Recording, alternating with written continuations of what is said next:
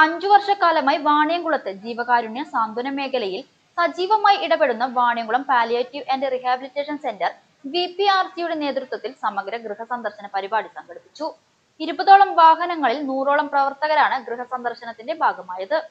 5 വർഷം മുമ്പ് കോവിഡ് കാലത്ത് രൂപം കൊണ്ട ഈ കൂട്ടായ്മ പിന്നീട് പാലിയേറ്റീവ് സാന്ത്വന മേഖലകളിൽ സജീവമാവുകയായിരുന്നു.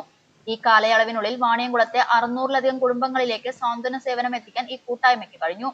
പ്രായഭേദമന്യേ സ്കൂൾ, കോളേജ്, നഴ്സിംഗ് വിദ്യാർത്ഥികളും പ്രാദേശിക കമ്മിറ്റികളിലെ പ്രവർത്തകരും ഇടപെട്ടാണ് സേവനങ്ങൾ നൽകി വരുന്നത്.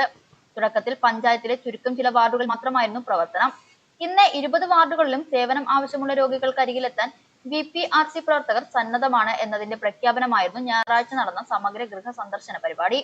വാണിയംകുളം കമ്മ്യൂണിറ്റി ഹാൾ പരിസരത്തു നിന്നും 20 വാഹനങ്ങളിലായി 100ഓളം പ്രവർത്തകരാണ് 250ഓളം രോഗികൾക്കരികിലേക്ക് എത്തിയത്. Panchayat president K. ശ്രീജ ഗൃഹസന്ദർശന യാത്രയുടെ ഉദ്ഘാടനം നിർവഹിച്ചു. VPRC സെക്രട്ടറി KG രഘുപതി അധ്യക്ഷനായി. President MK Hemachandran, treasurer P. Surendran, KP Sudheer, Abraham Thampi, TK Gopinathan, Subhash, Dharman തുടങ്ങിയവർ നേതൃത്വം നൽകി.